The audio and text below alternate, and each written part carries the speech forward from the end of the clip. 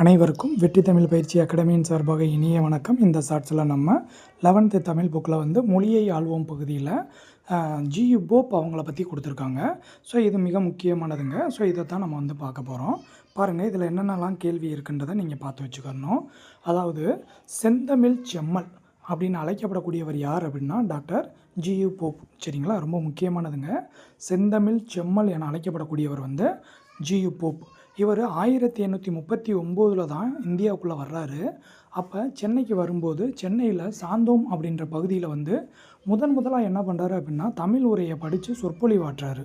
அடுத்து இவருக்கு வந்து தமிழை படிக்க ரொம்ப ஆர்வம் இருந்ததுனால தமிழில் இருக்கக்கூடிய விஷயங்களை, அதாவது இவர் வந்து ஒரு ஆங்கிலேயர், சரியாங்க.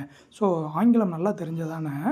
அப்போ இவர் தன்னுடைய, அதாவது தனக்கு நிறைய புலமை இருக்குல்ல, அதே மாதிரி ஐரோப்பியர்களுக்கு நிறையா புலமை இருக்கணும் அப்படின்னு சொல்லிட்டு என்ன பண்ணுறாரு, தமிழில் இருக்கக்கூடிய நிறைய நூல்களை வந்து இவர் வந்து மொழிபெயர்ப்பு பண்ணுறாருங்க ஆங்கிலத்தில். ஸோ அந்த மாதிரி மொழிபெயர்த்ததில் மிக முக்கியமானதாக பார்க்கப்படுறது வந்து திருக்குறள், திருவாசகம், இது எல்லாத்துலேயுமே வந்து இந்த நூல்களை வந்து ஆங்கிலத்தில் வந்து மொழிபெயர்த்தார். அதுக்கப்புறம் பார்த்தீங்க அப்படின்னா தஞ்சாவூரில் வாழ்ந்தபோது வந்து இவர் என்ன பண்ணுறாரு அப்படின்னா தமிழ் இலக்கண இலக்கியங்களை பார்க்குறாருங்க. அப்போ தமிழ் இலக்கண இலக்கியங்களை பார்க்கும்போது இதை வந்து மாணவர்கள் அளவுக்கு வந்து பார்க்குறோம்னா ரொம்ப கஷ்டமாக இருக்கும்.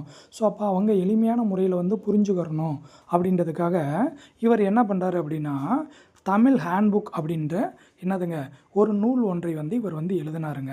அதுக்கப்புறம் பார்த்தீங்க அப்படின்னா வந்து ஆங்கில மொழியில் எழுதப்பட்டிருந்த தமிழ்நாட்டு வரலாற்றை வந்து என்ன பண்ணுறாரு, தமிழ்லையும் எழுதி வந்து இவர் வந்து பதிப்பித்தார். அதுக்கப்புறம் வந்து அவங்களுடைய தாய்மொழியில் தான் படிக்கணும் மாணவர்கள், அதுதான் அவங்களுக்கு பெருமை சேர்க்கும் அப்படின்னு சொல்லி சொன்னவர் வந்து யார் அப்படின்னா ஜியு போப் அவங்க தான். ஸோ கிட்டத்தட்ட ஒரு 70 ஆண்டுகள் என்ன பண்ணார், தமிழ் பணி ஆற்றி இவருக்கு 1908 இவர் வந்து என்ன பண்ணிடுறாரு, இறந்து போயிடுறாரு. சரிங்களா. ஸோ மிக முக்கியமான ஒரு நபர், நல்லா பார்த்து வச்சுக்கோங்க.